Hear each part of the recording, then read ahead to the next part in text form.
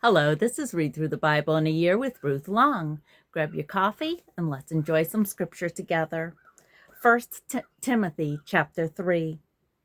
Here is a trustworthy saying. If anyone sets his heart on being an overseer, he desires a noble task. Now the overseer must be above reproach, the husband of but one wife, temperate, self-controlled, respectable, hospitable, able to teach, not given to drunkenness, not violent but gentle, not quarrelsome, not a lover of money. He must manage his own family well and see that his children obey him with proper respect. If anyone does not know how to manage his own family, how can he take care of God's church? He must not be a recent convert, or he may become conceited and fall under the same judgment as the devil. He must also have a good reputation with outsiders so that he will not fall into disgrace and into the devil's trap. Deacons, likewise, are to be men worthy of respect, sincere, not indulging in much wine, and not pursuing dishonest gain. They must keep hold of the deep truths of the faith with clear conscience. They must first be tested, and then, if there is nothing against them, let them serve as deacons. In the same way, their wives are to be women worthy of respect, not malicious talkers, but temperate and trustworthy in everything. A deacon must be the husband of but one wife and must manage his children and his household well. Those who have served well gain an excellent standing and great assurance in their faith in Jesus Christ. Although I hope to come to you, I am writing you these instructions so that, if I am delayed, you will know how people ought to conduct themselves in God's household, which is the church of the living God, the pillar and foundation of the truth. Beyond all question, the mystery of godliness is great. He appeared in a body, was vindicated by the Spirit, was seen by the angels, was preached among the nations, was believed on in the world, was taken up in glory. Ecclesiastes chapter 9. So I reflected on all this and concluded that the righteous and the wise and what they do are in God's hands. But no man knows whether love or hate awaits him. All share a common destiny, the righteous and the wicked, the good and the bad, the clean and the unclean, those who offer sacrifices and those who do not. As it is with a good man, so with a sinner. As it is with those who take oaths, so with those who are afraid to take them. This is the evil in everything that happens under the sun. The same destiny overtakes all. The hearts of men, moreover, are full of evil, and there is madness in their hearts while they live, and afterward they join the dead. Anyone who is among the living has hope. Even a live dog is better off than a dead lion.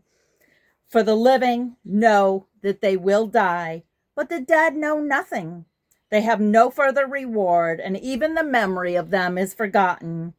Their love, their hate, and their jealousy have long since vanished. Never again will they have a part in anything that happens under the sun. Go, eat your food with gladness, and drink your wine with a joyful heart. For it is now that God favors what you do. Always be clothed in white, and always anoint your head with oil. Enjoy life with your wife whom you love, all the days of this meaningless life that God has given you under the sun, all your meaningless days. For this is your lot in life, and your toilsome labor under the sun. Whatever your hand finds to do, do it with all your might.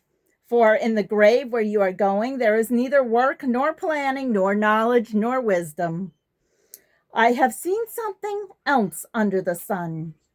The race is not to the swift, or the battle to the strong. Nor does food come to the wise, or wealth to the brilliant, or favor to the learned. But time and chance happen to them all. Moreover, no man knows when his hour will come. As fish are caught in a cruel net, or birds are taken in a snare, so men are trapped by evil times that fall unexpectedly on them. I also saw under the sun this example of wisdom that greatly impressed me. There was once a small city with only a few people in it, and a powerful king came against it, surrounded it, and built huge siege works against it.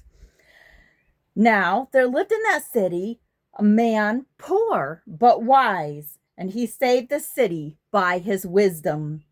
But nobody remembered that poor man. So I said, wisdom is better than strength, but the poor man's wisdom is despised, and his words are no longer heeded. The quiet words of the wise are more to be heeded than the shouts of a ruler of fools. Wisdom is better than weapons of war, but one sinner destroys much good. Joshua chapter 7. But the Israelites acted unfaithfully in regard to the devoted things. Achan, son of Carmi, son of Zimri, son of Zerah, of the tribe of Judah, took some of them. So the Lord's anger burned against Israel. Now Joshua sent men from Jericho to Ai, which is near Beth-aven, to the east of Bethel, and told them, go up and spy out the region. So the men went up and spied out Ai. When they returned to Joshua, they said, not all the people will have to go up against Ai. Send 2,000 or 3,000 men to take it, and do not weary all the people, for only a few men are there. So about 3,000 men went up, and they were routed by the men of Ai, who killed about 36 of them. They chased the Israelites from the city gate as far as the stone quarries and struck them down on the slopes. At this, the hearts of the people melted and became like water. Then Joshua tore his clothes and fell face down to the ground before the ark of the Lord, remaining there till evening. The elders of Israel did the same and sprinkled dust on their heads. And Joshua said, sovereign Lord, why did you ever bring this people across the Jordan to deliver us into the hands of the Amorites and destroy us? If only we had been content to stand the other side of the Jordan. Oh, Lord, what can I say now that Israel has been routed by its enemies? The Canaanites and the other people of the country will hear about this, and they will surround us and wipe out our name from the earth. What then will you do for your own great name? The Lord said to Joshua, stand up. What are you doing down on your face? Israel has sinned. They have violated my covenants, which I commanded them to keep. They have taken some of the devoted things. They have stolen. They have lied. They have put them with their own possessions. That is why the Israelites cannot stand against their enemies. They turn their backs and run because they have been made liable to destruction. I will not be with you anymore unless you destroy whatever among you is devoted to destruction. Go, consecrate the people. Tell them, consecrate yourselves in preparation for tomorrow. For this is what the Lord, the God of Israel, says.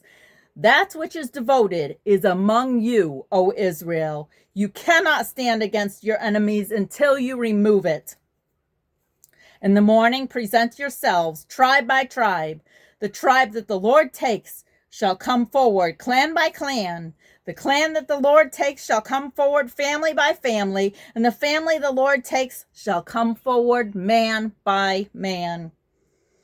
He who is caught with a devoted thing shall be destroyed by fire, along with all that belonged to him. He has violated the covenant of the Lord and has done a disgraceful thing in Israel. Early the next morning, Joshua had Israel come forward by tribe, and Judah was taken. The clans of Judah came forward, and he took the Zerahites. He had the clan of the Zerahites come forward by families, and Zimri was taken. Joshua had his family come forward, man by man, and Achan, son of Camri, son of Zimri, son of Zerah, of the tribe of Judah, was taken. Then Joshua said to Achan, "My son, give glory to the Lord, the God of Israel, and give him the praise. Tell me, what have you done? Do not hide it from me." Achan replied, "It is true. I have sinned against the Lord, the God of Israel. This is what I have done. When I saw in the plunder a beautiful robe from Babylonia, 200 shekels of silver, and a wedge of gold weighing 50 shekels, I coveted them and took them. They are hidden in the ground inside my tent with the silver underneath." So Joshua sent messengers, and they ran to the tent, and there it was, hidden in his tent with the silver underneath. They took the things from the tent, brought them to Joshua and all the Israelites, and spread them out before the Lord. Then Joshua, together with all Israel, took Achan, son of Zerah, the silver, the robe, the gold wedge, his sons and daughters, his cattle, donkey, and sheep, his tent, and all that he had, to the valley of Achor. Joshua said, "Why have you brought this trouble on us? The Lord will bring trouble on you today." Then all Israel stoned him, and after they had stoned the rest, they burned them. Over Achan they leaped up large pile of rocks, which remains to this day. Then the Lord turned from his fierce anger. Therefore, that place has been called the Valley of Achor ever since. Thank you. Have a blessed day.